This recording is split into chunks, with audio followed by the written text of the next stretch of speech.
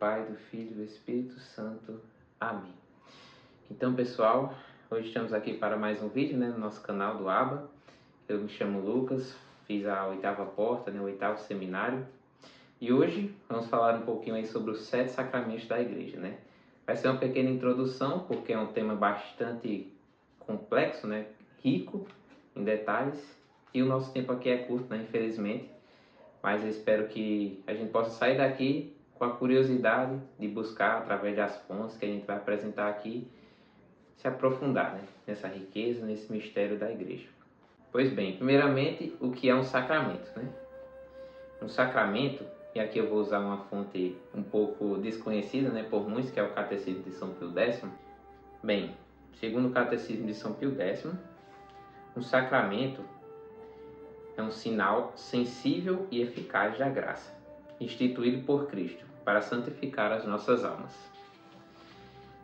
Ou seja, ele vai aqui continuar, porque o sacramento é um sinal sensível e eficaz. Então, a gente chama o sacramento de sinal sensível porque, de fato, você consegue ver ali o que está acontecendo, A realidade invisível, porém, através dos nossos sentidos, a gente consegue ali ver, de certa forma, ver o invisível, E é instituído por Cristo, Todos os sacramentos foram instituídos por Cristo. A gente vai passar aqui sobre cada um deles e também ali vai indicar a passagem bíblica, enfim, que aparece a instituição. Mas é muito importante a gente entender o seguinte, desde já.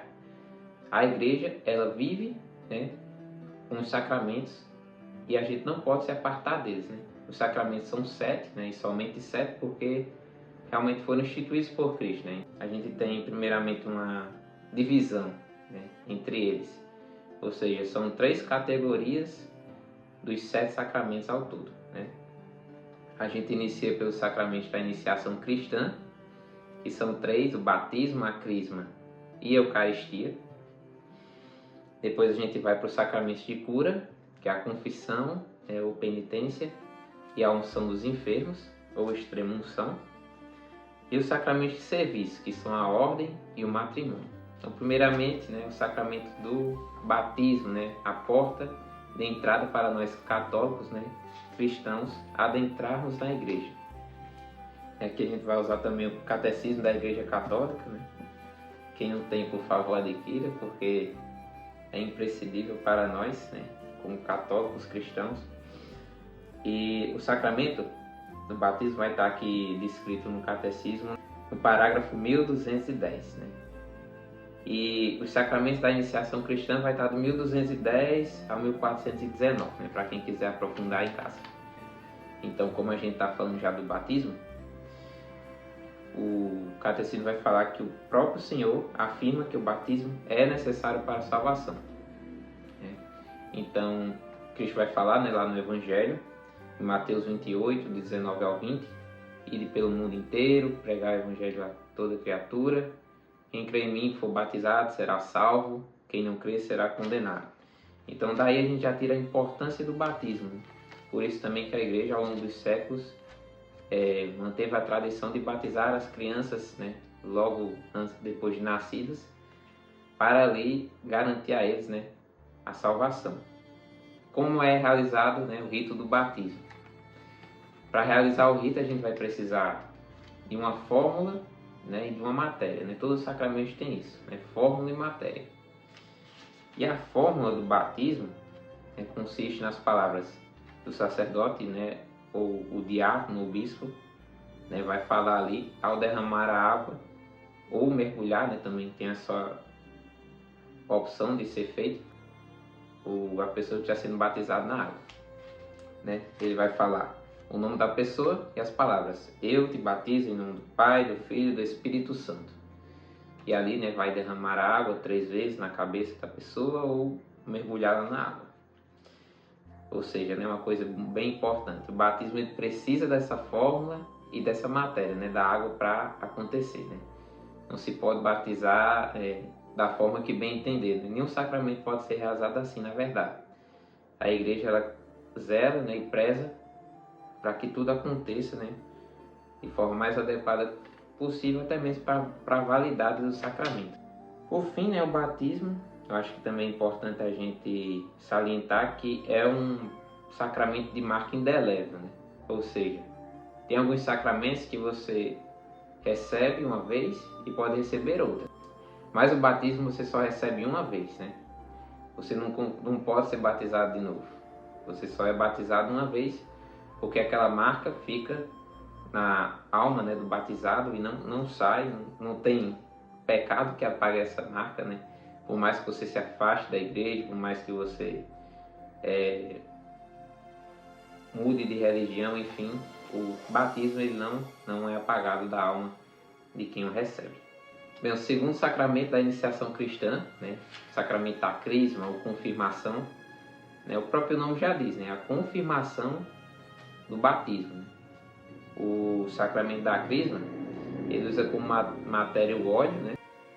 Então, no sacramento da crisma, o crismando, né, ele é ungido na fronte e o bispo, né, que geralmente é quem celebra o sacramento da crisma, a não ser que ele dê a permissão para um padre celebrar, ele fala, né, recebe por esse sinal o Espírito Santo, o dom de Deus. Então, o sacramento da crisma, assim como o batismo, ele é de marca indelével, né? Você não pode ser crismado de novo. Até porque ele é a própria confirmação do batismo. Né? Geralmente, aqui no Ocidente, né, ele é recebido, né, as pessoas recebem depois de adultas, né, ou adolescentes, jovens. O que não é o caso do Oriente, né? No Oriente se preservou a tradição, né, que tinha antigamente, de se celebrar a crisma juntamente com o batismo, né? Mas enfim, basicamente, né, a gente também não pode se aprofundar muito entre cada sacramento, mas a crisma é como se tudo que a gente recebe no batismo fosse de certa forma mais firmado, né? Nos tornamos mais firmemente filhos de Deus, templos do Espírito Santo, herdeiros do reino dos céus, e recebemos nessa força do alto, né, o Espírito Santo, para defendermos a fé, vivermos a fé como cristãos agora maduros, né, em Cristo. Bem, seguindo aí, né, pelos sacramentos da iniciação cristã, agora vamos para a Eucaristia, né, o terceiro sacramento e último da iniciação cristã. E eu quero já trazer aqui o Catecismo da Igreja Católica, porque eu acho que o que está aqui escrito no Catecismo vai resumir muito bem para nós sobre o sacramento da Eucaristia. O Catecismo diz, no parágrafo 1324, a Eucaristia é fonte e ápice de toda a vida cristã. Os demais sacramentos, assim como todos os ministérios eclesiásticos e tarefas apostólicas, se ligam à Sagrada Eucaristia e a ela se ordenam, pois a Santíssima Eucaristia contém todo o bem espiritual da Igreja, a saber, o próprio Cristo, a nossa Páscoa. Bem, então isso aqui já resume, né, muito bem para nós, né, por mais que seja muito difícil, né, resumir o sacramento da Eucaristia devido à sua grandeza, né, mas o que é esse sacramento? Né, que é o próprio Deus, né, porque é o próprio Jesus. Né, a Santíssima Eucaristia é o próprio Cristo que se doa, né, ali na aparência de pão e de vinho, né, só que não é mais pão e vinho, né, o corpo e o sangue de Cristo. A matéria do sacramento da Eucaristia é o pão ázimo, ou seja, o pão sem fermento, de trigo puro, né? E o vinho da videira, né? O vinho da videira também pode ser um vinho de uva puro, né? E a fórmula do sacramento da Eucaristia, né, é a fórmula da consagração, que o padre, né, ele fala na missa. Então, o sacramento da Eucaristia é imprescindível para a nossa vida, né? É alimento para a nossa alma, é fortaleza para as tentações. Também, né, ao receber o sacramento da Eucaristia, são perdoados os pecados veniais, né, que nós tivemos. Então, claro, né, não se pode receber em pecado mortal, né, porque se torna um sacrilégio, né?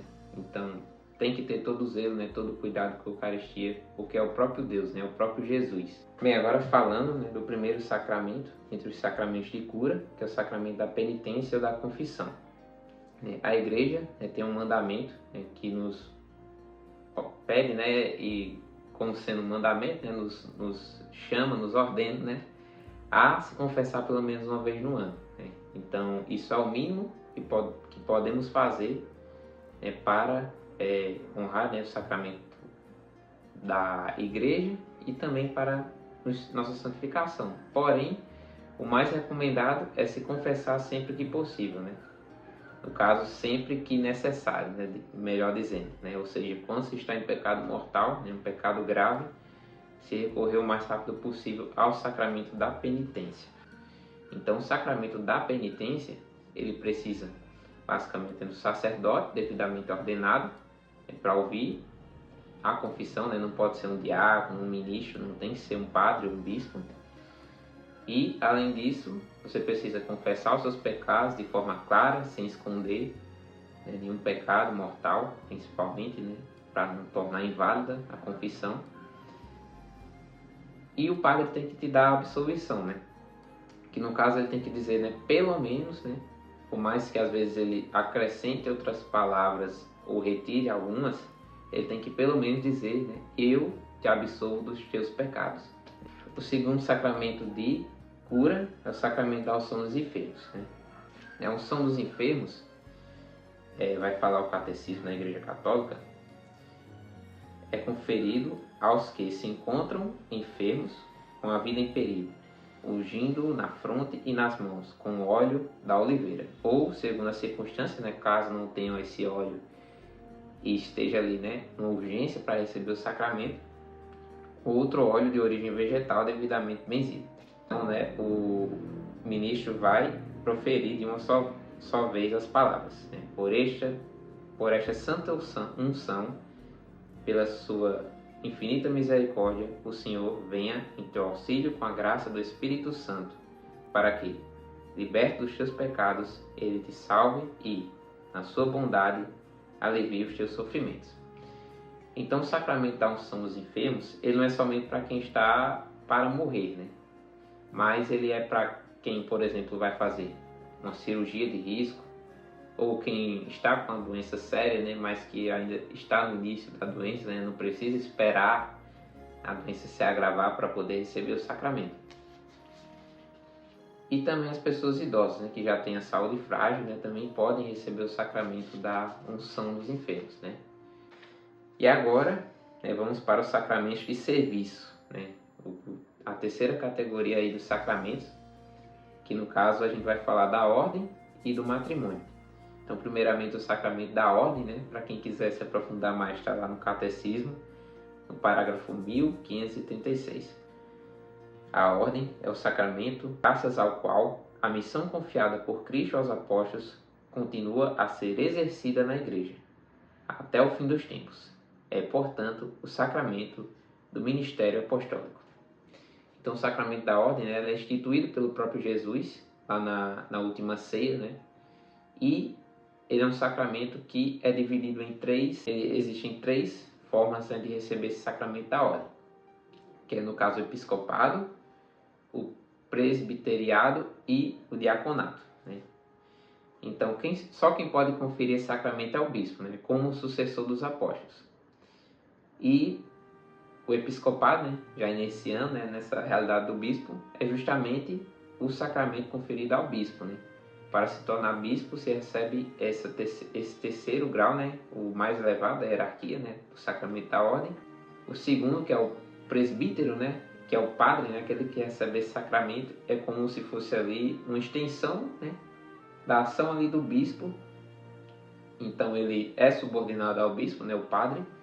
É como se fosse ali a extensão, né, da ação do bispo ali em local, em uma diocese, enfim.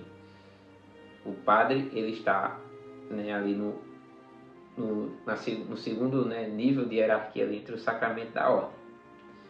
E o diaconato, né, que é o terceiro, que é ali para servir, né, a serviço ali do bispo, do padre, o diácono ele está, né, ele não pode celebrar, né, todos os sacramentos, né, ele celebra alguns, né, mas não pode celebrar todos. Assim como também nem o padre, né, pode, por exemplo, celebrar a crisma sem a do bispo, né. Então, o diácono ele não pode, por exemplo, celebrar a Santa Missa, nem atender confissões, por exemplo. Então, o sacramento da ordem, né, ele é conferido, né, pela imposição das mãos, seguidas de uma oração solene, né, e o catecismo usa a palavra consecratória. que pede a Deus para o ordenando, ou seja, aquele que está sendo ordenado, as graças do Espírito Santo requeridas para o seu ministério. Outra característica do sacramento da ordem é que ele é de marca indelével, né? Ou seja, o padre, o diácono ou o bispo, né, ao receber esse sacramento, ele não deixa de ser mais ordenado. Né? Por fim, né, o segundo sacramento de serviço é o sacramento do matrimônio. Né? E aqui eu quero até trazer a passagem, né, que fala nas Sagradas Escrituras sobre o matrimônio. Né? Jesus vai falar ali no Evangelho de São Mateus, capítulo 18, versículo 6. Assim já não são dois, mas uma só carne. Portanto, não separe o homem do que Deus uniu. Então, a gente percebe aqui, primeiramente, que o sacramento do matrimônio, o matrimônio já existia, né, na história da humanidade, só que ele foi elevado a sacramento por Cristo. E o matrimônio, ele, vai dizer o catecismo da Igreja Católica, significa a união de Cristo com a Igreja. Né? Confere aos esposos a graça de se amarem com amor com que Cristo amou a sua igreja. Assim como Cristo falou, né? Falou no Evangelho, o que Deus uniu, o homem não separe. Então, o sacramento do matrimônio, né? Ele não pode ser dissolvido a não ser pela morte. Né? Até que a morte os separe, né? Já vai falar lá no rito, no matrimônio, né? Então, você só se pode casar uma vez, a não ser que um dos esposos, né, fique viúvo, aí sim, se pode se casar, né, novamente. Tanto que o matrimônio ele não é, assim como o batismo ou a ordem, de caráter indelével. Né? O matrimônio ele pode ser dissolvido, mas somente, né, com a morte de um dos cônjuges. Outro ponto interessante é que são os esposos quem mutuamente se conferem o sacramento do matrimônio, ao exprimirem perante a igreja seu consentimento. Então, os esposos, né, no caso, o homem e a mulher, eles celebram mutuamente o sacramento. Né? A igreja está lá como testemunha, né, e é necessário que esteja, né, mas os esposos que fazem, né, a celebração. Né? Além disso, a igreja recomenda que seja, né, juntamente com o sacramento do matrimônio, celebrada a Santa Missa, né, justamente para unir mais esse mistério de Cristo como esposo da igreja. Bem, então é isso, né? Falamos aqui sobre os 7 sacramentos, tem um pequeno resumo, né? Porque é um assunto muito extenso, não dá para falar muito sobre cada um, mas eu espero que saiamos daqui, né, com a curiosidade de procurar pelas fontes, pelo catecismo, pelas Sagradas Escrituras, mais sobre essa realidade, né, fundamental, né, imprescindível para a nossa fé. Então, quem tiver alguma dúvida pode colocar aí nos comentários, né, que a gente vai responder. E ficamos aí até o próximo vídeo, se Deus quiser. E deixa o like. Deixa o like.